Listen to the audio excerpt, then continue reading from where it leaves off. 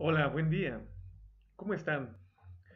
Estamos en la materia de métodos de estudio bíblico, en la sección 2 de la sexta semana, es decir, lección 6, video número 2. Como ya lo habrás estudiado, espero así, no veas videos salteados, es lo que quiero decir. Como ya lo habrás estudiado, estábamos viendo lo que es método biográfico. Y en el método biográfico tratamos de visualizar cada una de las expresiones de las 9 facetas o características que intentamos extraer al analizar la palabra de Dios con respecto a un personaje. Hemos visto ya 2 características de ellas en el anterior video. ¿Cuáles eran estas dos? Hablar del nombre y hablar de los rasgos físicos. Es interesante y podría mencionar porque las otras características que vamos a ver también voy a incluir algunas situaciones de este tipo. Eh, Alguien podría presuponer que con algún texto apócrifo pudiésemos abundar más sobre las características de lo que dice aquí. Yo te soy bien honesto, no lo recomiendo. ¿Por qué no lo recomiendo? Porque estamos tratando de generar la inerrancia, la autenticidad y sobre todo la veracidad de los textos bíblicos tal cual lo tenemos. Entonces, cuando aplicamos el uso de textos apócrifos para abundar mucho más en lo que pudiese decir la palabra de Dios, pudiésemos perder objetividad. Objetividad en el estudio de la misma palabra del Señor. ¿Por qué? Porque siendo franco, por supuesto, y analista también de otros escritos que no tienen que ver con la palabra de Dios, con la Biblia, muy probablemente sí existan otros libros, en este caso apócrifos directamente, que den fuerza y validez a lo expresado en los textos bíblicos.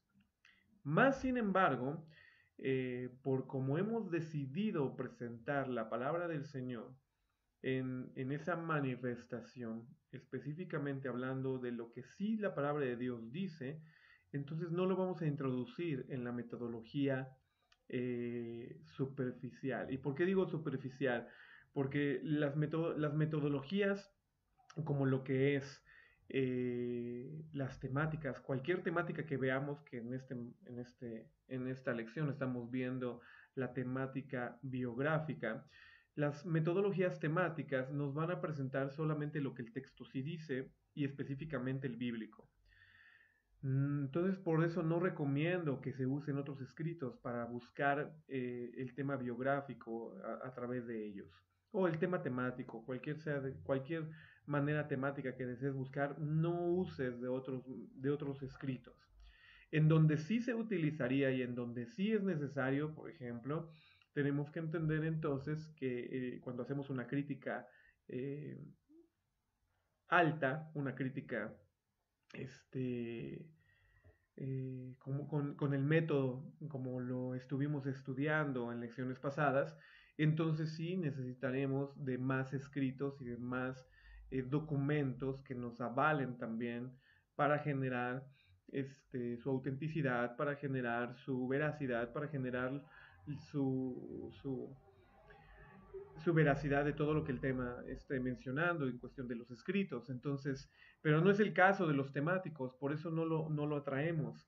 Alguien podría recomendar, otro tipo de maestro, otro tipo de teólogo, pudiese recomendarte que cuando veas tema biográfico y en el caso de Jesús, pues vayas a los evangelios apócrifos para mencionar también sus características o sus rasgos o lo que estamos viendo, u en su defecto, que está circulando por internet aquellos documentos aparentemente encontrados de Poncio Pilato con respecto a Jesús, cartas que se dieron y cómo él expresó su sentir con respecto al hombre que intentaban los judíos que enjuiciara a él, Poncio Pilato. Entonces, existen estas cartas y dentro de estas cartas se mencionan características incluso físicas de nuestro Jesús, de nuestro Cristo, que no tienen ningún choque. Al leerlas, si tú las puedes leer, las puedes buscar con toda confianza, te darás cuenta que no hay ningún obstáculo en cuestión de lo que el Evangelio nos está diciendo. Al contrario, eh, avala de una manera muy fuerte la veracidad de lo que los evangelios nos presentan con respecto a Jesús. Mas, sin embargo, hay ciertas cosas que menciona Pilato que no vienen en los evangelios, y esto pudiese ser considerado como apócrifo y como fuera de lugar. Entonces, lo que yo te recomiendo es mejor no lo toquemos, no hagamos uso de esas expresiones y de esas situaciones. Yo las voy a atraer a este estudio solamente como breviarios culturales de lo que otros escritos pudiesen decir, pero cuando tú hagas tu tarea, solo básate en lo que la palabra de Dios menciona. Entonces, ya habiendo mencionado esto, y específicamente hablando de los rasgos físicos, de que existen estas cartas y estos evangelios apócrifos que pudieses leer para encontrar más características sobre nuestro Jesús, pues, ok, está bien, léelas como un complemento en acervo cultural o breviario cultural solamente, no como la base de lo que la Biblia nos dice con respecto a nuestro personaje. ¿Se me explicó? Bueno, vamos entonces a la tercera característica. Los antecedentes o antepasados o descendientes, más bien. Los antepasados y descendientes nos van a arrojar o a erogar rasgos también que dignifiquen o nos presenten de una manera más completa al personaje de estudio. En este caso con Jesús hay una gran complejidad. ¿Y por qué digo gran complejidad? Porque de entrada, si no pensáramos de Jesús tal cual, como la palabra de Dios expone, tanto en Mateo como en Lucas, sus dos líneas generacionales, todo su árbol genealógico viene presentado en Mateo y en Lucas, específicamente hablando de Jesús, pero si no pensáramos de Jesús, la mayoría de los personajes sí tienen una ascendencia a perseguir, en el sentido de sus padres, de sus abuelos, de sus tatarabuelos, de todo ese tipo de situaciones. Pero no todos también, tenemos que ser francos, no todos los personajes bíblicos presentan esta genealogía, presentan esta idea de quién es hijo y cómo está presente. También la mayoría de los personajes que sí lo presentan, estaremos hablando de un estudio de quiénes eran esos personajes con respecto a uno o dos ascendentemente. Por ejemplo, si pensamos de Isaac, pensaremos en su padre Abraham y pensaremos en su abuelo Taré, pero hasta ahí. La introducción de la vida de Abraham nos presenta a Taré como padre en Génesis capítulo número 11, en sus últimos versículos, mas sin embargo no nos dice nada más arriba, no nos dice nada del abuelo de Abraham, no nos dice nada del bisabuelo o de esas situaciones. Entonces, habrá ciertas limitaciones en tipo de estudio, pero también al estudiarlas a profundidad, por ejemplo, en el caso del personaje Abraham, podríamos pensar que Taré, pues hay una descripción bastante interesante que mencionar con respecto a él como padre de Abraham y características y su nombre y qué hizo o qué no hizo delante de Dios. Lo menciona de alguna manera el pasaje en Génesis 11. Pero a esta situación, si somos honestos, la palabra de Dios con Jesús nos presenta no un problema un problema inicial sería, voy a ser franco, voy a ordenar mis ideas. Un problema inicial con Jesús sería la cantidad de nombres a perseguir de estudio en cuestión de su genealogía. ¿Y por qué digo la cantidad de nombres? Porque en el caso de Mateo, capítulo número 1, versículo 2, o desde el 1 más bien, que nos presenta el libro de la generación de Jesucristo, hijo de David, hijo de Abraham, empieza desde Abraham. Y empieza desde Abraham mencionando, y así lo voy a decir de forma rápida, Abraham engendró a Isaac, Isaac a Jacob, Jacob a Judá y a sus hermanos, Judá, Tamar,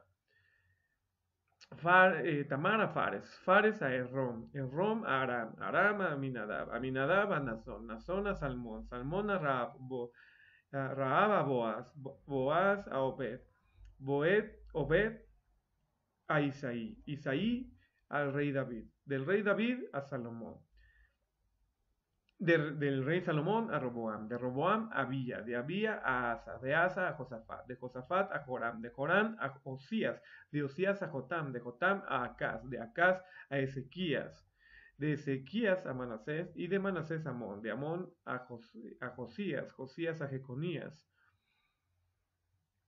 de Jeconías a Salatiel, de Salatiel a Zorobabel, de Zorobabel a Abiud, de Abiud a Eliakim, de Eliakim a Azor, de Azor a Sadoc, de Sadoc a Akim, de Akim a Eliud, de Eliud a Eleazar, de Eleazar a Matán, de Matán a Jacob, de Jacob engendra a José, esposo de María, del cual nació Jesús, quien es llamado el Cristo. Ok, hasta ahí. Esa es la primera situación en problemática. Estamos hablando cerca de, si cuento bien, cerca de 30 nombres a estudiar.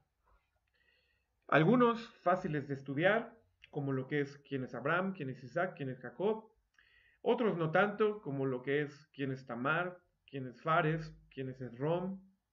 Otros más, a lo mejor turbios, en el sentido de lo difícil de poderles estudiar, a Nazón, a Raab, a Abía, a Asa, bueno, de Asa se mencionan algunas cosas, de Josafat, es decir, habría que estudiar a todos estos personajes, porque si somos honestos en un tema de heráldica, y fija lo que te estoy diciendo, sociológicamente y psicológicamente hay dos aspectos que los unen a estas dos materias y es el tema de la heráldica hacia los genes y situaciones que da la genealogía a un ser humano, tanto en conocimiento como en ascendencia, en el sentido de la jerarquía de importancia de nombre y de importancia como familia. Parte de presentar toda esta genealogía de parte de Mateo y de parte de Lucas con respecto a Jesús es para darle veracidad a las profecías que decían que del trono de David saldría nuestro Salvador y que del trono de David saldría un hijo, ¿no? Alguien, un heredero, es lo que quería decir, perdón por la expresión.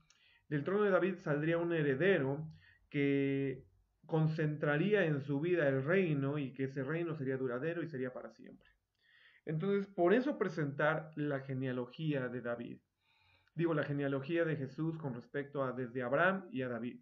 Porque de hecho es lo que quiere dar a mencionar específicamente Mateo cuando dice el libro de la generación de Jesucristo, hijo de David, hijo de Abraham, para darle sentido de pertenencia, para darle sentido de autoridad, para darle sentido de gobernabilidad también delante del pueblo de Dios. Pero si nos hubieran presentado solamente esta idea de Mateo, tendríamos unos pequeños problemas. Todavía no voy a leer lo que es la genealogía de Lucas. Pero ¿por qué digo que nos presentaría problemas esta genealogía? Número uno, nos presentaría un problema. ¿Por qué? Porque termina con un personaje llamado José, esposo de María. Y la intención de presentar a José como esposo de María y que de ahí es que viene Jesús es completamente equívoca, según Mateo también, que nos narra perfectamente la concepción divina del Espíritu Santo en el vientre de María y que José no tiene nada que ver como padre para gestar esta autoridad de genealogía. Entonces podríamos decir que Mateo, aunque nos presenta una lista grande de genealogía de Jesús, pues es incongruente y no nos sirve en un inicio porque José no gesta simiente. Por otro lado, uno pudiese también entender que no era la única manera en que un descendiente gestaba unión a una genealogía. ¿Por qué? Por ejemplo, ¿no? En el caso de esta genealogía se nos presenta cómo nace, bueno, no solo esta, también en la otra, pero hablando específicamente de Mateo 1, se nos presenta un personaje que es Obed. Obed es el personaje que se inserta en la historia bíblica del Antiguo Testamento con respecto al libro de Ruth. Y Ruth no tenía nada que ver, absolutamente nada que ver con respecto a incluso al pueblo judío. Pero aquí hay una inclusión de una extranjera y completamente ajena al pueblo judío, y en este caso hebreo, del Antiguo Testamento, al nacer de ella Isaí. Y en esta inclusión podemos decir entonces que la pertenencia de fuerza la sigue dando el hombre, al que, al generar la bendición de que con su semen, con su semilla, entregue lo que es todo el poder de su genealogía. No así en el caso, también, si somos honestos, de la idea, y este principio se rompe específicamente con Isaí. ¿Y por qué se rompe con Isaí? ¿No? Se rompe específicamente con Isaí porque hay una teoría tendencial del libro de los Salmos cuando describe David su propio nacimiento, que fue dado en pecado, que fue concebido en pecado, y la situación que presenta Isaí específicamente de que cuando llega el profeta Samuel y le presenta a sus hijos Isaí, no presenta a David. Pero en esta inclusión lo que se está mencionando más bien es que el padre, no probablemente biológico, sino que el padre de familia que albergaba la vida de una persona, ya sea en adopción o simplemente como tomarle como hijo, entonces es la que termina dando esa luz de bendición. El proceso de lo que vivió Isaí queda oculto, mas sin embargo ciertos pasajes podrían mencionar que el problema no radicaba en Isaí, que el problema radicaba en la esposa de Isaí. Y que la esposa de Isaí de alguna manera fue la que tuvo un desliz y de ese desliz nace David. Y de ahí entonces que Isaí no tolere la presencia de David y por eso lo manda fuera, incluso no lo concibe como hijo, hasta que Samuel le dice, ven, preséntame a todos tus hijos, porque no nos sentaremos a la mesa hasta que todos estén aquí, y mandan traer a David. La palabra también, aunque no estemos analizando griegos, tiene que ver con Isaí engendró, y entonces implicaría que directamente sí dio de su semilla Isaí para el nacimiento del rey David. Y si esto fuera correcto en el sentido de la genealogía como se está presentando, entonces el desliz no lo tuvo la mujer de, de Isaí, sino que Isaí directamente fue que tuvo este desliz y, no, y con vergüenza presenta este último hijo. Pero bueno, independientemente de cómo haya sido, es que nace este hijo, nace David, y de ahí entonces se toma la manera directa de entender la descendencia que llega hasta los pies o hasta la vida, o más bien hasta la cabeza de la vida de Jesús. Ese es el primer problema que nos presenta Mateo con respecto a su, bueno, uno de los problemas que nos presenta, el tema que hay que entender con respecto a Isaí, con respecto a que engendra David, pero porque tiene una doble problemática al entender si Jacob engendra a José, perfecto, pero verdaderamente engendra a Jesús, pues no sucede así, porque mismo Mateo nos explica de su nacimiento virginal y de las situaciones como se dieron, ¿no? Entonces, hemos de entender bendita historia de parte de Dios y sobre todo del escrito, que podemos desestimar un poco lo que es el tema de Mateo en cuestión de la línea biológica. Eso sí, tiene que ser desestimado. No lo podemos meter como si fuera su genealogía biológica de Jesús. Pero lo que sí también podemos entender es que entonces, por ser hijo, bajo la cobertura, bajo la adopción de José, entonces adquiere la naturalidad de autoridad de genealogía que le brinda José. Esto también es importante mencionarlo, porque hijos adoptados pudiesen tomar obviamente la posesión del reino sin ningún problema, porque se genera y se da de esa capacidad en autoridad para los hijos adoptados. Entonces Jesús es representado en la vida de José como un hijo de adopción, si lo queremos entender así. Tal cual sería en el caso supuesto de que el desliz haya sido de la esposa de Isaí, entonces hubiera sido exactamente igual. No es que lo haya engendrado Isaí, sino que literalmente más bien fue una situación de darle autoridad por adopción. Y esto es muy bendito si lo entendemos también que Dios se maneja así para con nosotros. No somos hijos engendrados de forma directa hacia el pueblo judío, pero Él nos adopta como hijos a través de la sangre de Jesucristo y entonces es que nos da toda la autoridad y todos los derechos como hijos. Y de ahí entonces que terminaremos siendo también nosotros reyes y sacerdotes, como lo dice Apocalipsis, que Jesús se hizo un pueblo de reyes y sacerdotes. Pero eso te lo expongo entonces para que podamos entender por qué no así de la noche a la mañana o sacado de la manga podemos desestimar a Mateo como la línea genealógica de Jesús. Creo que es importante para poderlo mencionar así.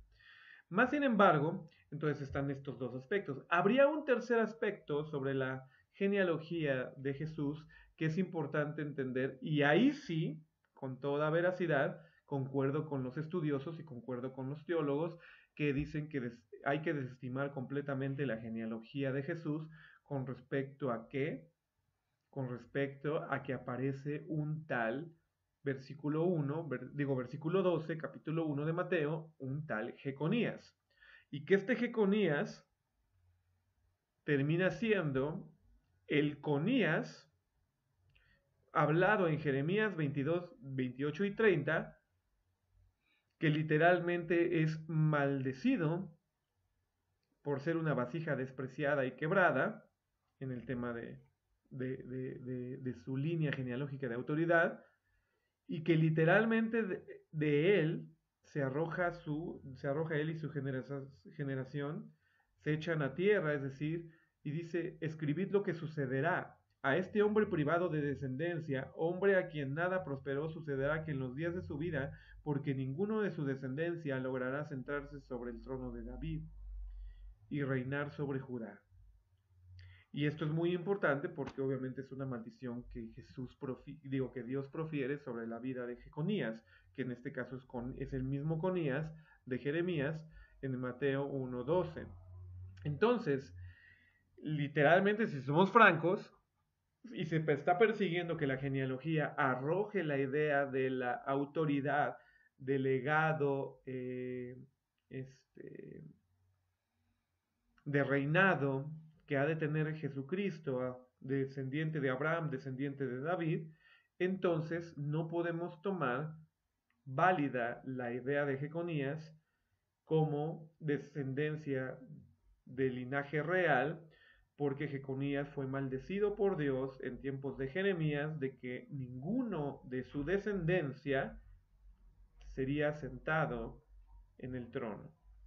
Y esto es importante también a mencionarlo porque entonces también cabría la posibilidad de mencionar que entonces ante esa idea, por eso José no pudo ser simiente de, de Jesús en el tema de José y María. Algunos teólogos piensan de esta manera, que entonces, por la razón de que Jeconías está implícito en la genealogía de José, entonces se desestima toda la línea de José en ascendencia, porque entonces de ahí viene Jeconías y de ahí vienen los demás, y de esa manera entonces expresado es que José no podía dar a luz al descendiente real, por la maldición que viene desde Jeconías, que ningún descendiente se iba a sentar en el trono de Dios. Entonces, ante esa idea, por eso se piensa que José no fue candidato en una interpretación teológica, no fue candidato para que su semilla diera lugar a Jesús. Por eso tuvo que intervenir el Espíritu Santo. Pero todo esto te lo presento porque son detalles de lo que aparece en la genealogía de Mateo. Entonces dirás, bueno, vayamos con Lucas. El problema con Lucas se resuelve de alguna manera un poquito más fácil porque no presenta Jeconías, pero es un problema más fuerte porque no presenta la línea de José. Y es el hombre el que daba la ascendencia en autoridad. Entonces, todas estas discrepancias son notables, son reales y son de análisis porque ahí están presentes. Por eso te digo, cuando tú vas a una genealogía y buscas en el tema del método biográfico la ascendencia del personaje que estás buscando, pues a lo mejor va a ser muy fácil porque te presentará 2, 3 personajes a estudiar y entonces verás qué fue lo que le dieron, cómo lo nutrieron en tema de simiente para terminar siendo quien fue. En este caso Jesús termina siendo rey de los judíos en el sentido de que se persigue que esta genealogía de Mateo se tome como veraz al 100%, pero estamos hablando de la inconsistencia de entender que aparece Jeconías y sobre todo lo que sucede también en el caso de José que no pone su simiente. Te tengo que dar un poquito de esta explicación. Y así tendríamos que analizar a cada uno, de Ezequías, a Manasés, a Jotam, a Usías, a Josafat, a Asa, a Salomón, a Román, a Roboam, a cada uno tendríamos que analizarlos en ese sentido. Pero si lo vemos de esa manera, entonces, pues es un estudio muy largo y que simplemente por tiempo de este video te estoy presentando lo más notable análisis de esta genealogía de Mateo 1. En el caso de Lucas, Lucas capítulo número 3, versículo 23, menciona algo similar. Recordemos también una implicación muy honesta.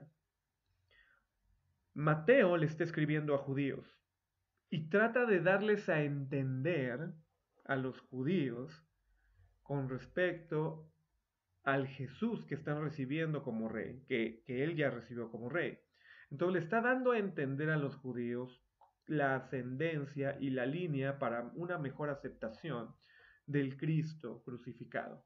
Esto es muy importante. ¿Y por qué digo del Cristo crucificado? Porque obviamente el Evangelio de Mateo está mucho después escrito, datado en la historia posterior a la crucifixión de Cristo y su ascensión al cielo. Entonces, para aceptación del pueblo judío del Cristo crucificado y ascendido a los cielos, entonces es que existe esta genealogía. Pero ya vimos sus inconsistencias y las situaciones del por qué desestimarlo o por qué abrazarlo. Lo dejo también a tu criterio. Lo que también es importante entender es que Lucas no está escribiendo a judíos. Lucas está escribiendo a gentiles y específicamente a Teófilo, el excelentísimo Teófilo, que era un no gobernante, pero sí una persona de renombre, que le interesaba saber perfectamente todos los sucesos con respecto a este Jesús crucificado y ascendido a los cielos, que hablaban tanto la gente. Entonces él manda como investigador a Lucas para que entonces en esa investigación le narre y le relate los hechos y todo lo referente a Jesús.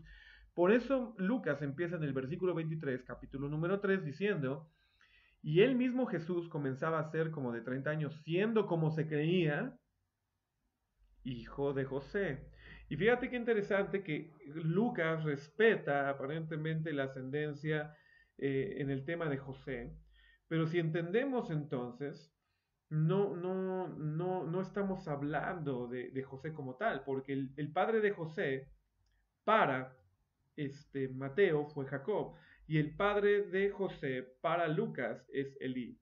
Cuando hay un estudio un poquito más profundo, entendemos entonces que la genealogía presentada de Lucas específicamente nos está hablando no de José, sino de María. Y de María sí nace, por lo menos del vientre, directamente, ¿quién? Jesús. Entonces, podríamos con toda franqueza cambiar el nombre y decir, y asimismo Jesús comenzaba a ser como de 30 años, siendo, como se creía, hijo de María, hijo de Elí. Y aquí entonces, simplemente por trascendencia, se entenderá que la autoridad y todo lo daba el padre al adoptar al hijo, que en este caso fue lo que terminó siendo José con Jesús. Mas, sin embargo, la línea de simiente, la línea de autoridad, la línea de genes de reales, si lo quieres ver así, provienen no de José, por todo lo que ya vimos, sino viene de María. Y es más lógico pensar que proviene de María porque de ella sí nace biológicamente hablando, aunque es una concepción virginal y aunque es una concepción divina, la intención de la inclusión de María en esta genealogía pues tiene todavía un poquito más de razón porque biológicamente, físicamente sí nace de ella. Bueno, entonces, y de ahí entonces podremos ver que quién fue el padre de María, Elí. Después, ¿quién fue el padre de Elí? Matat, Leví, Melqui, Hanna, José, Matatías, Amós, Nahum, Esli, Nagai, Maat, Matatías otra vez, Simeí, José, Judá, Joana, Reza, Zorobabel, Salatiel, Neri, Melki. Aquí en Zorobabel y Salatiel también pudiese haber una inconsistencia, en el sentido que Salatiel y Zorobabel también son mencionados específicamente de, de la línea eh, en, este, en la genealogía de José. Más sin embargo, lo que es importante entender es que como están viendo la ascendencia de María, entonces el nacimiento probablemente lo da a través de otra persona, de María específicamente, y como mujer, y que probablemente algo muy similar sucede específicamente en el tema de inferencia en cuestión de Zorobabel y Salatiel, porque exactamente son los mismos nombres en congruencia lógica de Zorobabel, hijo de Salatiel. Pero bueno, te lo presento simplemente porque así está la historia y así lo está erogando, ¿no? Hijo de Neri, Melki, Abdi, Kosam, Elmodam, José, Eliezer, Joreim, Matat, Leví, Simeón, Judá, José, Jonán, Deliakim, Melea, Mainán, Matata, Natán y David. Aquí ya hay aquí es donde ya se une todo y ya no hay ningún problema. Aquí es donde a partir de David existe entonces la ascendencia de María. Y podremos decir entonces que probablemente Zorobabel y Salatiel son nombres completamente diferentes en concepción. También es otra de las interpretaciones. No hay mucho que pueda adaptar esta situación, pero bueno, hay que tomar la genealogía como está presentada bíblicamente. A partir del versículo 32, veamos que estamos regresándose, ¿no? En lo que Mateo presenta primero desde la cabeza hasta abajo, hasta los pies, ahora es al revés. Lucas empieza desde los pies hasta la cabeza y no termina con Abraham, se va literalmente hasta Adán. Pero bueno, es la investigación que hace Lucas. Y entonces ahí es donde sí hay una congruencia. ¿Por qué? Porque David tiene a un hijo que se llama Natán y de ahí es de donde sale la línea real también. Por otro lado, David, en esa bendición, pues obviamente tuvo muchos hijos. Y bien pudo haber salido otra genealogía a través de pues de cualquiera de sus otros hijos, ¿no? En ese sentido. Entiéndase también que en la genealogía de Mateo, el hijo, también podríamos decir que nace de la resultante del pecado de David en la genealogía de Mateo, porque es Salomón el hijo presentado como que viene la ascendencia. Por otro lado, sí es Salomón porque termina siendo el rey, pero Salomón es hijo no de una situación lícita como termina siendo cualquiera de los hijos de David, sino de la relación que termina matando Urias. Entonces viene David, obviamente el hijo que es concebido del pecado específicamente con Betsabé, ese sí muere, pero después vuelve a concebir Betsabé y de ahí es de donde sale Salomón. Entonces, bueno, entiéndase también todas estas inconsistencias probablemente de cómo generar la genealogía, ¿no? Te dejo estas dos genealogías, como decimos literalmente, para Lucas, desde David, sí presenta a Isaí, sí presenta a Obed, sí presenta a Boaz, y aquí es donde ya todo se vuelve a engranar sin ningún problema, buscando a quién, buscando a María como la madre de Jesús, y esta es la genealogía que se está presentando, ya está Jacob, ya está Isaac, ya está Abraham. Pero de Abraham viene Taré, después viene Nacor, Serug, Reú, Peleg, Eber, Sala, Cainán, Arfaxad, de Sem, de Noé, de Lamec, de Matusalem, de Noc, de Jared, de Madalel, de Cainán, de Nos, de Set, de Adán, hijo de Dios. Ok, es muy interesante eso. Y en esa virtud es que nos es presentado entonces la bendición, ¿no? Esta es la genealogía y esto sería el presente de lo que es los antecedentes. ¿Qué podemos entresacar de los antecedentes y de estos ascendientes que tiene Jesús? Pues podemos sacar lo que ya estamos comentando, pero de manera más fuerte y concluyente, ¿no? Jesús sí termina siendo del linaje de David. Es cualquiera de las dos genealogías te presenta esto como conclusión. Y Jesús termina de alguna manera entonces evidenciando su linaje a través de las dos genealogías. Y por supuesto, termina también evidenciando el, el que Dios cumplió su promesa de que de David nacería un rey y que su reino sería duradero y que también obviamente promesa que le dijo a Abraham que en él serían benditas todas las naciones y esto sucede en el nombre de Jesús, ¿no? Entonces, esto es lo que podemos entresacar de la genealogía, ¿no? Todo lo que está presente en cuestión de sus antepasados. Podríamos a lo mejor sacar otros pequeños detalles, pero creo que son los más importantes los que acabo de mencionar.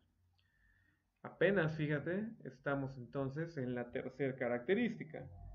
Vamos apenas a la cuarta porque nos resta bastante por cubrir, ¿no? Niñez y juventud. En cuanto a niñez y juventud, la palabra de Dios menciona en Lucas capítulo número 2 que sucedieron algunas cosas.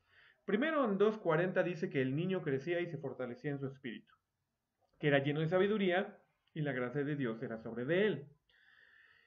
Cuando regresamos también al pasaje de Isaías 9:6, rápidamente podremos entender que también se habla algo con respecto a la vida de Jesús. Y dice, he aquí que la Virgen concebirá y llamará a luz un hijo, y llamará su nombre, ¿no? No, pero no estoy en Isaías 9, no, creo que es Isaías 6. Déjame buscarlo rápidamente, pero en el Inter,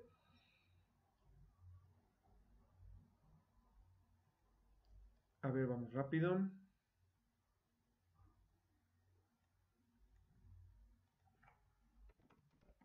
Solo para no darte errores. Isaías 7:15. Isaías 7:15 nos menciona que él mismo dará señal, una virgen concebirá y dará a luz un hijo y llamará su nombre Emanuel. Mira, otro nombre que debimos de haber mencionado, ¿no? Dentro de lo que eran los nombres. Emanuel, Dios con nosotros. Y nos menciona algo con respecto a su niñez. Comerá mantequilla y miel para que aprenda a desechar lo malo y lo bueno a escoger. Porque antes que el niño sepa desechar lo malo y lo bueno, la tierra que tú aborreces será abandonada de sus dos reyes.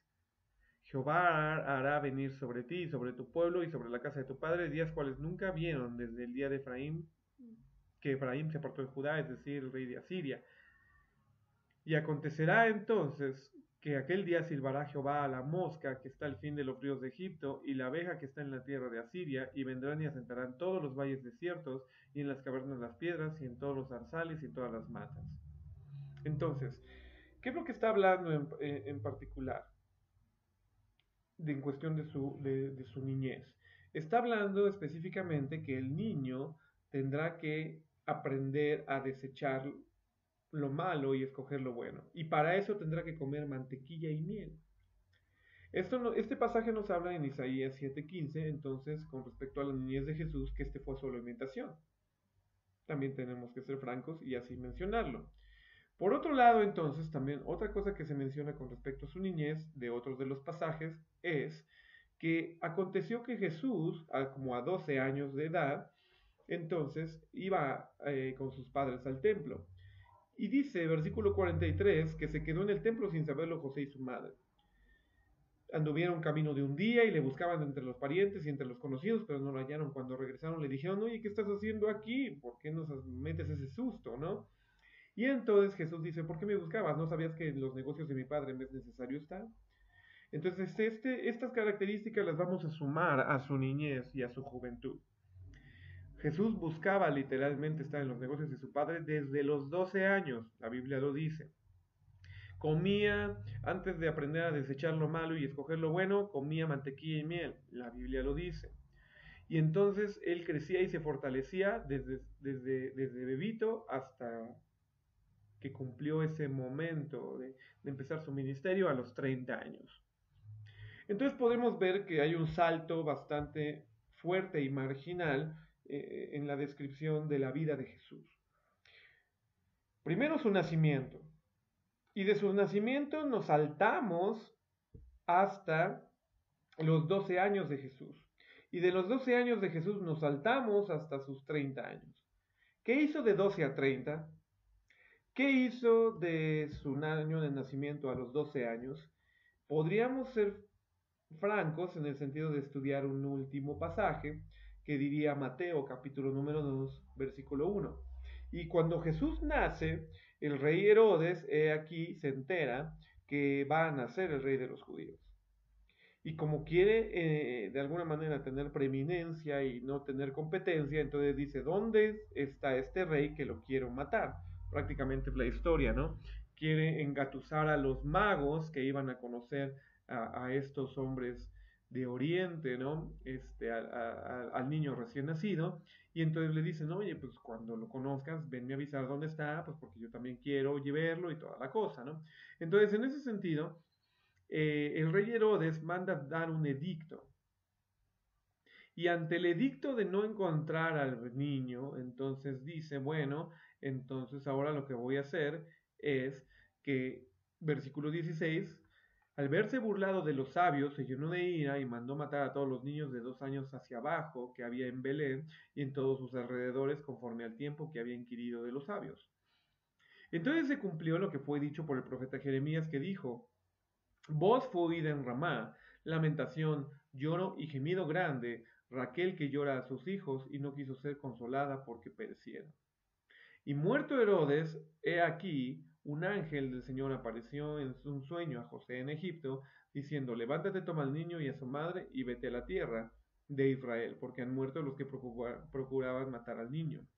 Entonces se levantó y tomó al niño y a su madre y vino a la tierra de Israel. Pero cuando oyó que Arquelao reinaba en Judea en lugar de Herodes, su padre tuvo temor de ir allá y siendo avisado por Dios en un sueño se fue a Galilea.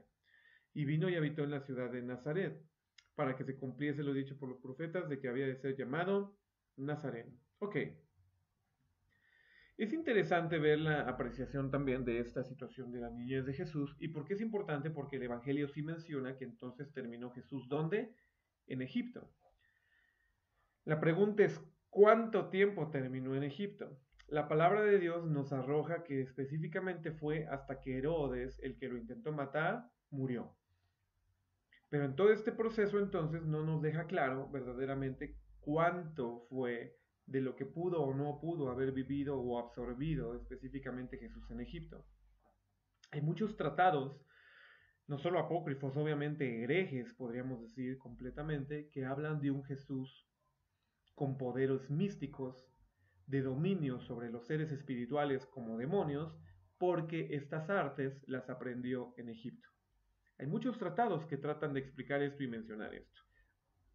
Obviamente es incorrecto cuando entendemos que estos tratados, en un sentido fuerte, son tratados diabólicos que quieren quitar la evidencia de que Dios era quien respaldaba a Jesús y más bien eran los demonios quienes respaldaban las obras de Jesús.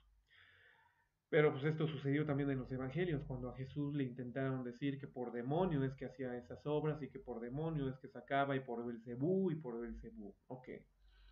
Lo que te quiero dar a entender, y es lo último que queremos mencionar entonces en cuestión de la niñez de Jesús, es, la niñez de Jesús representa un periodo de alguna manera secreto, ¿no? Como ya hemos dicho, solo se presenta su nacimiento, se presentan sus 12 años y se presenta específicamente a los 30 años su ministerio. En cuestión de juventud, si pensamos que joven pues todavía es aquel que tiene 30 años. Más sin embargo, podríamos decir que sería su vida adulta, su vida de madurez, ¿no? Después de los 30 años. Ante estas ideas, entonces, Mateo nos dice que sucede algo muy curioso con Jesús, con el tema de Herodes que manda matar y que entonces se tiene que ir a refugiar a Egipto. Y por ahí dice Mateo también que entonces, para que se cumpla la escritura, que de Egipto llamé a mi hijo. Pero esa es una profecía del libro de Oseas, que incluso no menciona hijos, sino menciona hijos. De Egipto llamé a mis hijos. Y está mencionando obviamente el plural. Pedro instantáneamente reconoce ese pasaje digo no Pedro, Mateo, perdón, reconoce ese pasaje específicamente sobre la vida de Jesús y entonces entiende que no está hablando de los hijos de Israel, sino que está hablando solo de uno y específicamente de Jesús, para darle la connotación de que es otro cumplimiento profético específicamente con respecto a la vida de Jesús, que él tenía que pasar un tiempo en Egipto y de ahí ser llamado de parte de Dios. Algo que si también somos francos, el texto sí dice, Mateo 2, que sí sucede.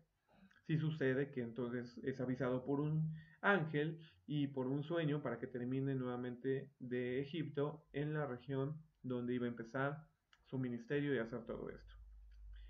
Hasta ahí entonces las inferencias con respecto a la vida de Jesús, que el texto o los textos si nos dicen bíblicos con respecto a su niñez y su juventud. Pero habría que mencionar, y ya sabes que estoy incluyendo algunas cosas un poquito apócrifas, y digo apócrifas en el sentido de que no vienen literalmente en la Biblia, pero entonces podemos investigar en la historia quién era este famoso Herodes el Grande. Y Herodes el Grande, todos los antropólogos y todos los historiadores concuerdan en que él fue un hombre que nació entre el 37 a.C. y murió el 4 a.C., lo cual significa que podemos datar la fecha de nacimiento de Jesús según el orden cronológico como conocemos los años, por ahí mínimo antes del año 4 a.C. ¿Y por qué digo mínimo? Porque era este Herodes el que entonces vio y manda que se matasen todos los hijos nacidos de 2 años hacia abajo en Belén. Entonces, todo este periodo en la vida de Herodes nos hace presuponer que mínimo Jesús nació en el año 6 a.C. o 5 a.C. La mayoría de los historiadores podrían decirte, si tú te metes a investigar en algunos libros, en algunas bibliografías, que Jesús nace en el año 5. La mayoría concuerda que fue el año 5 a.C. y que entonces solamente fue un año lo que persiguió en su mente Herodes el Grande a Jesús, porque muerto Herodes es cuando ya regresa. Y yo te pregunto, si Jesús nace en el año 5 antes de Cristo y para el año 4 ya muere, entonces probablemente para el año 3 ya regresa a o inmediatamente, no se sabe si sí sucedió inmediatamente, casi, imagínate, ¿no? Está muriendo Herodes por acá, en las regiones de Jerusalén y en las regiones donde gobernaba, e inmediatamente da su último hálito de vida, es cuando el ángel le avisa a José, ya se murió, vente para acá. Probablemente no sucedió tan ipso facto, tan instantáneo, ¿no? El momento de la muerte para el llamado de Jesús. Y aparte el camino que había que tomar para llegar obviamente a la región de allá. Entonces, podemos decir que del año 4 está entre el año 3 o el año 2 el regreso de Jesús a la vida nuevamente en Jerusalén y en todo lo que empezaba a hacer. Lo que entonces es congruente de qué? De que Jesús muy probablemente no tuvo gran instrucción de gente de Egipto, o del pueblo de Egipto, o de situaciones de doctrinas de Egipto, o de cultura de Egipto. Porque estamos hablando de un bebito que desde que nació, año 5, año 6, vamos a suponer, 2 años antes de la muerte, estamos hablando de un hombre que pudo estar en Egipto o 4 años o 2 años, no más. Simplemente por la congruencia de los sucesos, de lo que sí aparece en Mateo. Recordemos, Mateo está diciendo que nace y que inmediatamente Herodes lo quiere matar y que después de su muerte es entonces cuando regresa. Esas son las dos congruencias.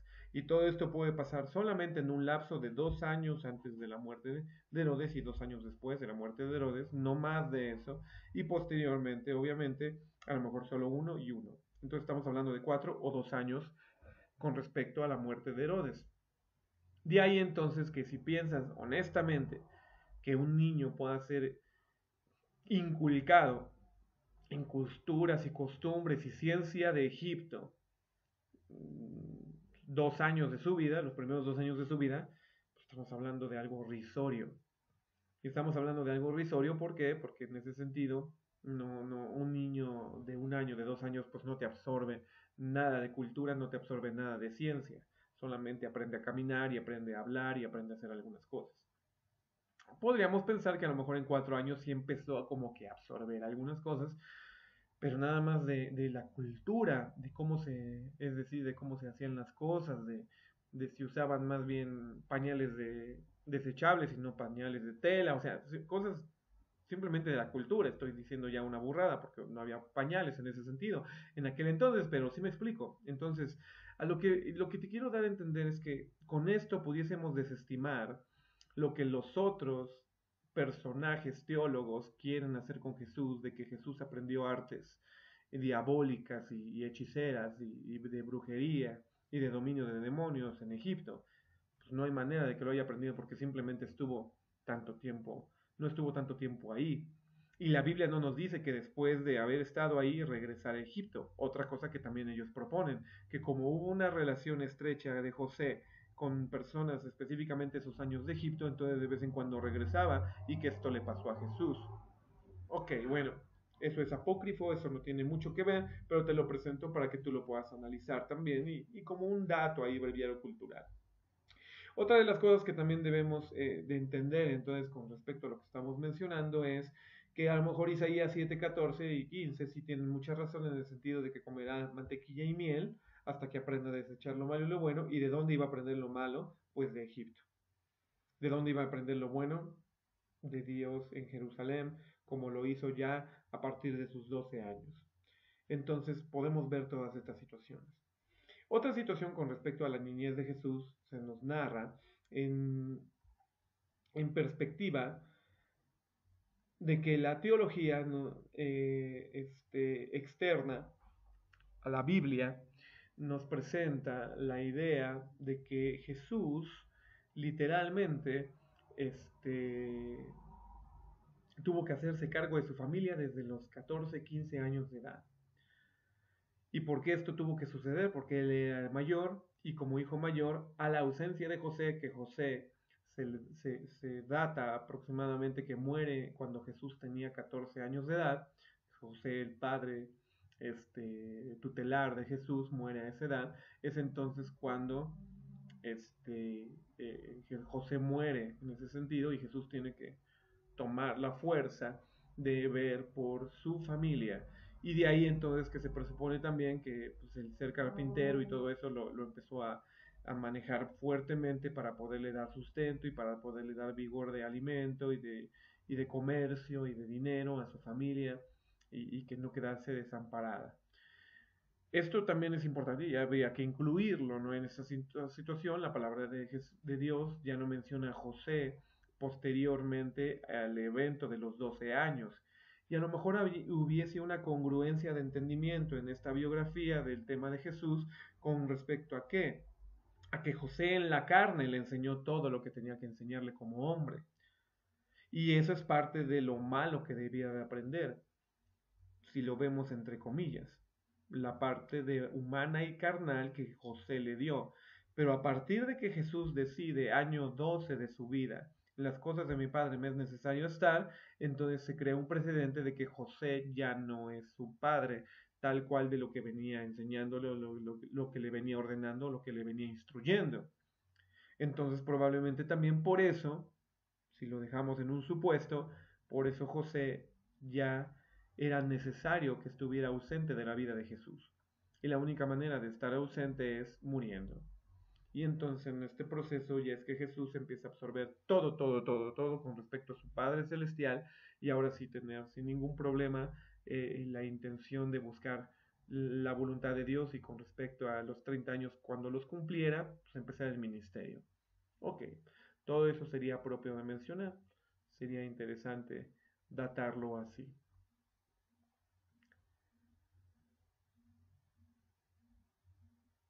¿Cuál es la otra característica entonces que debemos de mencionar? Después ya mencionamos en el método biográfico eh, estas características que estamos persiguiendo. Ya hemos visto nuevamente el nombre, hemos visto nuevamente, digo, hemos visto también lo que es la... Estoy llegando a ello, perdóname. Los rasgos físicos, hemos visto los antepasados y descendientes, vimos ahorita su niñez y juventud, y entonces podríamos ver su ocupación. Lapso 5. Cuando entendemos su niñez y su juventud, específicamente hablando de Jesús, van ligadas también a su ocupación. ¿A qué se dedicaba? Y es entonces donde vemos estas claves de interpretación que estamos viendo para entender que probablemente Jesús se dedicaba a trabajar la madera y a venderla y comerciar con ella para lo que venía sucediendo, para manutención de su propia familia. Por otro lado, entonces, también entenderemos que dentro de la ocupación de Jesús, la palabra de Dios arroja, cuando están diciendo, oye, mira Jesús, y no es este Jesús, el hijo de María y de José, el carpintero. Casi, casi lo que están diciendo es, pues yo le he visto hacer carpintería y estar con su familia y de eso vivir. ¿Por qué está haciendo ministerio ahorita? Casi, casi, ¿no? ¿Por qué está presentando estas señales sobrenaturales cuando se supone que en mi mente era una persona que solamente vendía madera o era carpintero en ese sentido? Entonces, es parte también de lo que se pudiese mencionar con respecto a la ocupación de Jesús. Por otro lado, Jesús no era pescador, mas sin embargo se le ve con técnicas de pesca. ¿No? ¿Y por qué digo técnicas de pesca? Porque independientemente que Jesús pudo haber hecho lo que fuera y en la sabiduría de Dios ha expresado cualquier obra o cualquier oficio, cuando los pescadores que quiere llamar y quiere llamarles su atención, no están pudiendo pescar, Jesús les dice, oye, pues hagan esto, hagan aquello. Entonces pareciera que él se impone en autoridad también al saber cómo pescar. Y se pudiese presuponer que entonces Jesús también era pescador. Mas, sin embargo, no hay nada de esto que nos mencione un poquito su ocupación también en ese sentido, ¿no? Lo que entendemos también es que dentro de su ocupación, a partir del año 30 de su vida, es que entonces Jesús emprende ¿qué? Su camino ministerial. Y siendo Jesús de 30 años, dicen los pasajes, fue que entonces se presenta delante de Juan el Bautista y ahí es donde empieza ahora sí el camino de ministerio total para la vida de Jesús. Y entonces esa ya es su ocupación. Ya no se arroja ningún versículo que diga literalmente, sigue haciendo carpintería o sigue pescando. No, nada, nada de eso. Literalmente ya se arroja solamente la información de que él está haciendo ministerio. Y tanto podría caber esta idea del ministerio en cambio radical del trabajo de Jesús, de que su familia le está buscando. Y probablemente le está buscando para decirle, oye, pues seguimos en la chamba, o sea, no te has casado casi casi, ¿no? Y ¿por qué nos estás dejando así abandonados, ¿no? Cuando dicen, oye, tu familia te busca en la puerta, probablemente también a lo mejor venían con esa intención de atraer otra vez a Jesús a la actividad laboral que venía haciendo de cuidado de su familia. Pero, pues no se menciona nada. Lo que sí se dice entonces es que también su ocupación fue a partir de los 30 años ministerio, ministerio y ministerio. De ahí entonces podremos empezar a mencionar ya otras características, lo que tendría que ver mucho con qué, con su carácter. Siguiente característica, el carácter de Jesús. Jesús, en ese sentido, déjenme nada más ponerlo aquí en el documento.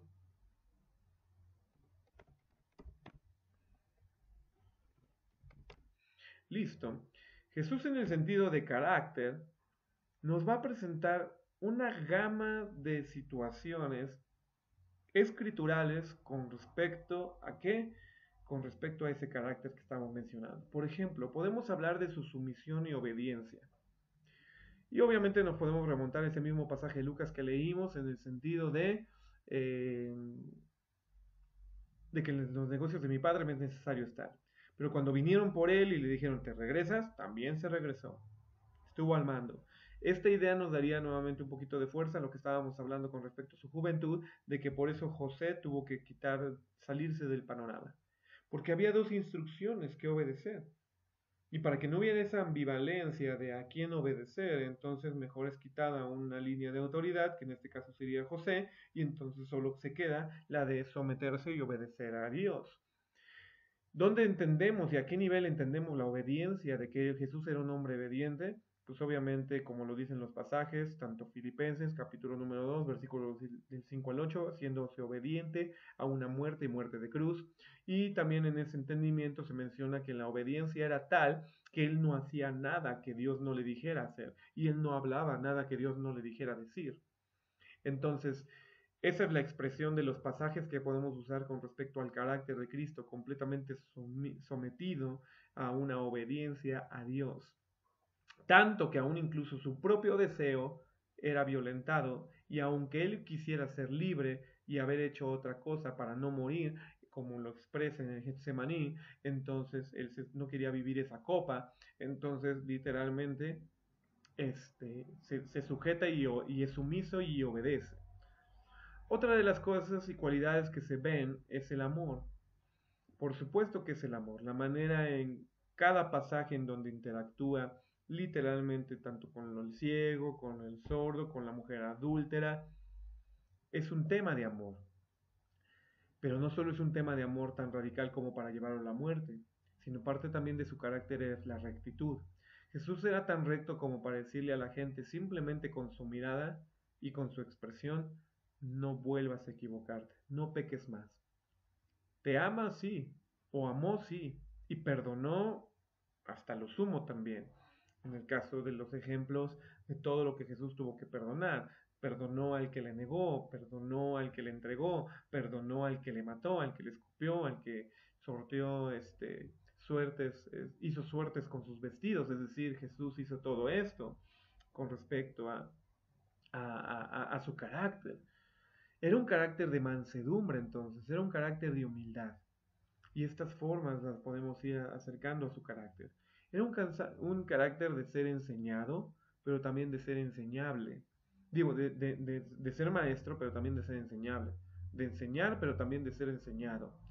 Y esto lo vemos fuertemente a lo largo del proceso de Jesús, cuando él siempre buscaba el aprendizaje con su Dios. Él siempre buscó las enseñanzas con su Dios desde los 12 años. Entonces era enseñable, pero también había gran sabiduría y gran prestancia de palabras con respecto a su vida. Dentro de su carácter vemos la justicia, vemos la equidad, pero también vemos el celo que nos presenta literalmente Jesús, que tiene que ver con, este, con esa situación de carácter, de que también era arrojado, de que también era... no vemos a un Jesús pasivo en el sentido de miedoso. Jesús no fue miedoso, Jesús fue valiente. Jesús también obviamente era muy prudente y guardaba silencio cuando tenía que guardar silencio y hablaba cuando tenía que hablar. Es decir, todas estas características de su carácter, era muy creyente, era lleno de fe, tenía mucha esperanza, era completamente comprometido y constante en lo que emprendía. Entonces, todas estas cualidades son partes del carácter de Jesús y nos las arrojan una diversidad de pasajes verdaderamente dados con respecto a, este, a la vida de Jesús. Los más climáticos en la vida de Jesús, los, los pasajes más climáticos en la vida de Jesús que expresan su carácter, pues es obviamente cuando fue sometido a presión. Fue sometido a presión a obediencia desde el bautismo. Fue sometido a presión a obediencia en la tentación. Fue sometido a presión a obediencia al escoger a sus discípulos. Fue sometido a presión a obediencia al no tener, como él así lo afirma, una casa, un lugar donde poner y depositar su cabeza. En la pobreza que vivió o en la situación rudimentaria económicamente que padeció. Fue sometido a presión, por supuesto, en el Getsemaní, y fue sometido a presión, por supuesto, que en la cruz. Entonces, en esos eventos es cuando vemos la mayoría de sus características en carácter, ¿no? En temperamento. Vemos, y seguimos avanzando, su vida espiritual. Su vida espiritual nos va a presentar, por lo menos, un par de asuntos. Lo voy a definir en tres cosas. Número uno, su vida espiritual en cuestión de su aprendizaje. Él siempre estaba en constante idea de aprender. Los negocios de mi padre me es necesario estar, necesito estar en ello. Entonces su vida espiritual la abocó a aprender las cosas de Dios. Pero por otro lado, siempre se apartaba para orar. El ministerio de Jesús estuvo lleno de matices en donde los pasajes nos mencionan, y entonces al terminar se apartó al monte. Entonces al terminar subió a orar. Entonces siempre dedicó una vida de oración.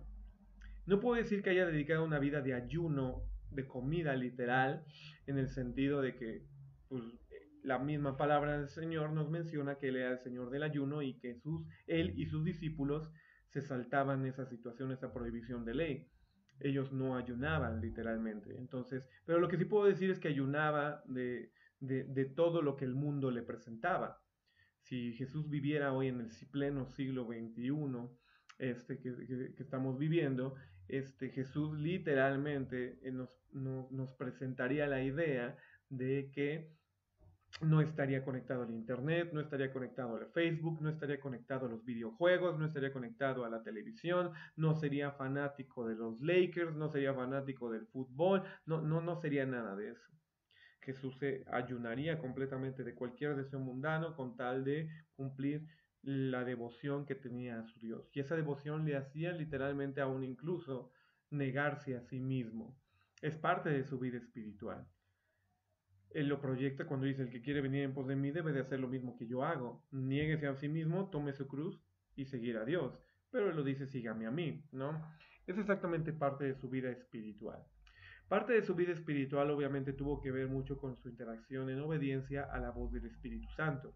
Entonces, parte de su vida espiritual también le lleva a entender su camino de obediencia en cuestión de sujeción a las instrucciones de día a día. Prácticamente un par de instrucciones. ¿Cuál sería? Vas y te bautizas en el Jordán por Juan. Ok, voy y me bautizo por Juan Jordán. No, yo no te puedo bautizar, mejor tú bautízame. No, así es necesario que suceda, porque así está instruido. Yo tengo que ser obediente. Entonces Juan lo bautiza. Vas y vas al desierto. Dice literalmente la palabra del Señor que el Espíritu le llevó, le empujó, le influenció al desierto. Entonces fue llevado al desierto por instrucción y orden del Espíritu Santo. Él probablemente hubiera querido hacer otras cosas, pero terminó en el desierto por obediente, por ser obediente. Por ser obediente termina también convirtiendo el agua en vino, cuando no debió de haber hecho ese primer milagro, según él mismo lo explica en el tema de: mujer que tienes conmigo, aún no ha llegado mi hora. Y entonces le dices: no, pues convierte el agua, no tienen vino. Entonces ya dice, bueno, no le dice exactamente convierte el agua, dice que no tienen vino, hagan todo lo que él les diga. Termina diciendo mujer, María, ¿no? Él le llama mujer, pero ese es otro tema. El detalle está entonces que eso es parte de su vida espiritual, la obediencia. Obediencia que le lleva también a que se abran los cielos y le digan: este es mi hijo en que me complazco. Pero obediencia que también le dice literalmente en la palabra del Señor con respecto a qué. A que más adelante en el monte de la transfiguración está tan complacido Dios que dice: este es mi hijo amado en quien me complazco, a él oíd. Es mucho más fuerte, mucho más radical el tema de obediencia. Su celo al volcar las mesas. Este celo de vida espiritual nos presenta también parte de su carácter, sí, pero nos presenta también parte de lo que es la intención espiritual, de controlar ese carácter y de demostrar la rectitud y justicia de Dios. Bueno, es que la parte del carácter y su vida espiritual probablemente tienen que ser llevados, pero estoy tratando de enfocarme. Pueden ser relacionados, pero me estoy tratando de enfocar entonces. Y entonces su vida espiritual es la obediencia y la forma en que se apartaba para orar y la manera en que ayunaba de las situaciones mundanas para poderse presentar siempre listo y obediente a Dios. Eso es lo que nos podría decir. Parte de su vida espiritual también era la memorización de la palabra de Dios, de la Biblia como tal, o de los escritos que los judíos tenían como instrucción rabínica. Entonces, eso es también muy importante entenderlo por parte de su vida espiritual. Jesús memorizaba la palabra de su Padre y la memorizaba tal cual que se la sabía de a la A a la Z, y por eso Satanás cuando le tienta en el desierto no le puede burlar, aún incluso mencionándole la palabra de Dios. Él mismo sabía y conocía las escrituras. Bueno, cuando vamos avanzando y mencionamos entonces ya carácter, su vida espiritual, tenemos que ver que todo esto fue por la influencia que hubo en su vida también con respecto a la, el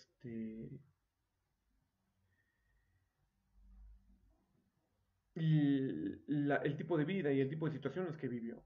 Las influencias que tuvo sobre su vida parten desde el principio de perdón que me volvió a obstaculizar. Las influencias que tiene sobre su vida parten desde el principio de que Jesús obviamente nace en el seno en el que nace con José y con María, es carpintero, sabía trabajar ese tipo de cosas, recibe una ascendencia real, sí, pero literalmente también se aboca a ser eh, obediente a las cosas de Dios desde el principio. No sé qué tanto le habrá pesado sobre un corazón de un niño, como ya lo dijimos, entre 2 a 4 años de edad, pues haber vivido en otra región y enterarse que desde niño lo querían matar. A lo mejor a un niño si le dijeras a esa edad, oye, es que te tengo que estar protegiendo mucho porque es tan importante que te quieren matar, pues también influiría en su vida. Todos estos aspectos hay que relacionarlos para ver su influencia sobre su vida y lo que termina determinando sus caminos. Y lo que termina de alguna manera viviendo es simplemente la mayor influencia que tuvo, que fue Dios sobre su vida, la conexión que tuvo con su padre, las palabras que tuvo de instrucción de su padre y por supuesto la gestación de obediencia.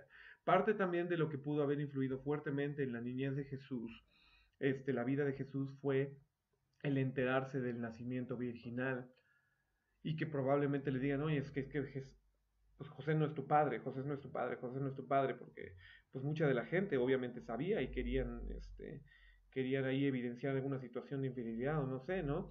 Entonces, imagínate la idea de un Jesús niño recibiendo la idea de que no es tu padre, no es tu padre, no es tu padre, no es tu padre. Y ante esas apreciaciones, entonces, pues lamentablemente pues a lo mejor poder estar recibiendo en su corazón, quisiera despreciar a tanto su padre como su familia o lo que sea, pues, eso también influye en él. Pero creo influyó más la aceptación de un José. Si Jesús entendía como era sabio y crecía en gracia y sabiduría, si Jesús entendía entonces que venía de Dios, entonces también le ayudó a entender el tema de obediencia y el tema de sujeción, de que le fue ordenado a José aceptar a María y de que le fue ordenado llevarlo a Egipto y de que le fue ordenado sacarlo de Egipto. Entonces también José era un hombre obediente. Y de ahí entonces que esa influencia también él la recibe y por eso termina siendo obediente. Eso es importante. Parte de todo esto entonces es analizar lo que ya hemos venido viendo y entonces entraríamos al tema del pecado sobre su vida. El pecado sobre su vida siempre estuvo latente, eso también vamos a ser francos. Pero al ser latente, Jesús tuvo la fuerza, tuvo la majestuosidad, si lo quieres ver así, el poder de poderlo negar, de poder no pecar. Hebreos capítulo 4, versículo 15 nos dice, porque no tenemos un sumo sacerdote que no pueda compadecerse de nuestras flaquezas, sino uno que fue tentado en todo según nuestra semejanza, pero sin pecado. Entonces tenemos que entender que Jesús sí fue tentado, que Jesús sí padeció, que Jesús sí vivió el acercamiento al pecado como para decir, creo que me llama la atención, pero al final de todo esto, él dijo, no. Lo dijo no por conciencia y lo dijo no por voluntad y lo dijo no por espiritualidad, porque tenía la potencia del Espíritu Santo para ayudarle a vencer cualquier tentación, sí, así como tú y yo la tenemos hoy. Pero independientemente de eso, cuando hablamos de pecado sobre su vida, entonces podemos ver este versículo literal que habla de que él no pecó. Pero cuando hablamos también de pecado sobre su vida, tenemos que entender que en él fue cargado el pecado de todos nosotros. Entonces imagínate la potencia de este hombre en el sentido de que todo pecado le haya sido adjudicado en pena y que entonces por eso murió como murió. Jesús muere como muere no porque Jesús tenía que morir así, Jesús el Cristo, sino porque Jesús el que asume su condición de pecado en la totalidad del pecado del mundo, es que muere como tiene que morir. Y no solo eso, sino que literalmente Pablo y Pedro no lo niegan, sino que después de su muerte tiene que bajar a los lugares profundos. En pocas palabras, visitando el infierno, porque era parte de esa situación que conllevaba el cargo de todo ese pecado. Pero bueno, ante esas ideas están estas dos fuertes pensamientos y versículos que nos mencionan que pecado no tuvo sobre su vida, pero de forma completa. Y esto nos haría pensar entonces, a lo largo de ir entendiendo que no hubo pecado sobre su vida, que Jesús tuvo la majestuosidad entonces de que de niño comió mantequilla y miel, sí aprendió a desechar lo malo. Por ende aprendió a no pecar. Bendita historia, si somos honestos, si recibiéramos como hijos, como niños, la misma instrucción que Jesús recibió hasta de 0 a 12 años de edad, para que entonces decidamos por las cosas de Dios y no pequemos. La mayoría de nosotros tendemos al pecado, pero por todo lo que recibimos antes de nuestra vida en Cristo. No por lo que recibimos después de la vida en Cristo, sino por lo que hemos vivido antes. Y entonces somos asiduos al pecado o somos de alguna manera muy afectos a Él por todo lo que vivimos en nuestra vida pasada. Como que queda un arco reflejo, pero entendamos de Jesús que el proceso fue bien hecho. Él sí se le dio mantequilla, sí se le dio miel, como lo que dice el profeta Isaías que tenía que comer para que entonces aprendiera a desechar. Y en el momento de aprender a desechar, se vinculó literalmente hacia lo bueno y de ahí no se movió. Bendita historia entonces de un José que le promovió esto en su vida y de una María que también estuvieron cerca de él, que también estuvo cerca de él para gestarle todo esto. ¿Cuáles pudiesen ser las conclusiones que podemos gestar? Muchas, infinitas conclusiones. Lo que puedo decirte es que si haces un estudio profundo de cada una de las personas, o más bien, un estudio profundo de cada uno de los aspectos de lo que es el método biográfico, entonces podrás atraer una buena conclusión sólida. ¿Cuál pudiese ser una conclusión en 10, 15 palabras o en un renglón o dos renglones, un parrafito? Pues obviamente la vida de Jesús es admirable. Desde antes de su nacimiento tuvo nombres de excelsitud que enmarcaban ya su destino. Y esos nombres de excelsitud los terminó cumpliendo cabalmente por cuanto fue instruido en ello desde niño, fue cuidado desde niño de eso, y llegando a una edad de entendimiento en desechar lo malo y lo bueno, termina optando por lo bueno. Termina optando de tal manera que se capacita, se forja y cuando llegue el cumplimiento de que empiece a funcionar como hombre sobre la faz de la tierra, un hombre maduro, entonces empieza a funcionar y produce lo que hizo Jesús en el ministerio. Mucho amor, mucho perdón, mucha misericordia y sobre todo redención por nuestros pecados. Que de los 3 años de ministerio que tuvo, eso fue lo que provocó, aún incluso gesta a lo largo de esos 3 años con todo lo que traía ya en su background de análisis y de conciencia y de aprendizaje, gesta los principios de su iglesia para que aún él ascendiendo se gestara perfectamente la vida de la iglesia posterior a Jesús. Y de ahí lo que conocemos del libro de Hechos y todas las cartas paulinas y todo lo que ha sido el ministerio de los otros hombres. En pocas palabras, a Jesús le bastó lo que se diría, Jesús cumplió cabalmente lo que a veces dicen de los hombres o seres humanos con respecto a la trascendencia y generar inmortalidad. Cría un hijo, escribe un libro, planta un árbol. Podríamos decir que Jesús hizo las tres en un extenso compendio de vida. Esa podría ser la conclusión. Hay muchos otros aspectos que a lo mejor si te llama la atención el por qué fue a Egipto, si te llama la atención por qué a los 12 años decide por su padre, pudiesen entonces empezarte a impregnar entonces de un estudio de método biográfico, específicamente en la vida de Jesús. Cuando en mi vida, cuando era chavo o niño más bien, y me presentaron que Jesús desde los 12 quería cosas de Jesús, digo de Dios, de su Padre, pues obviamente por arco reflejo yo también empecé desde los 12 años a buscar cosas de Dios en mi vida.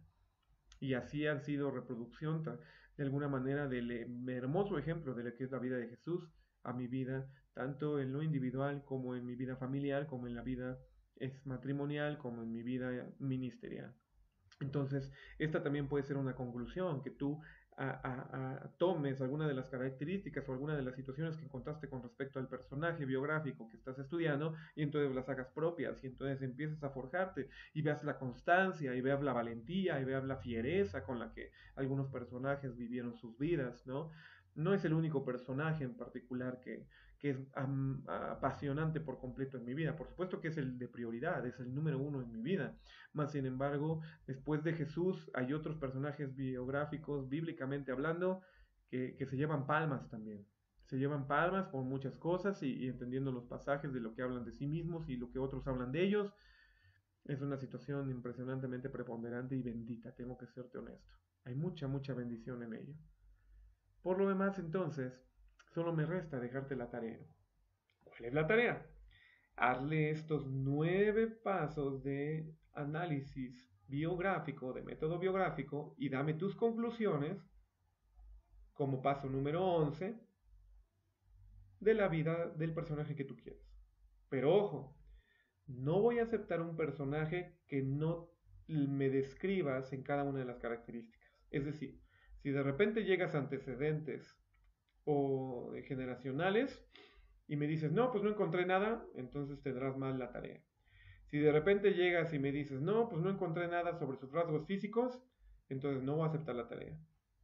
Trata de encontrar un personaje, y esto es parte de lo interesante de la tarea, trata de pensar en un personaje o empieza a estudiar de un personaje bíblico que contenga por lo menos una descripción de cada una de las características de esta metodología de método biográfico. ¿Está bien? Esto es lo que te dejo de tarea. Esperemos que haya sido de bendición estarlo regresando y recordando todo este tipo de estudios. A mí me es muy bendito. Aprendemos más cosas. Y por lo demás, entonces te digo, es todo. Dios te bendiga. Nuevamente te recuerdo la tarea, método biográfico, un personaje que cubra todas las características, para que entonces tu tarea sea bien hecha y veas si verdaderamente la hiciste bien. Órale. Vamos, pues entonces te dejo esto de tarea. Sin más por ahora, te bendigo, te doy gracias por estar atento, cuídate mucho, nos vemos en la próxima sesión. Bye.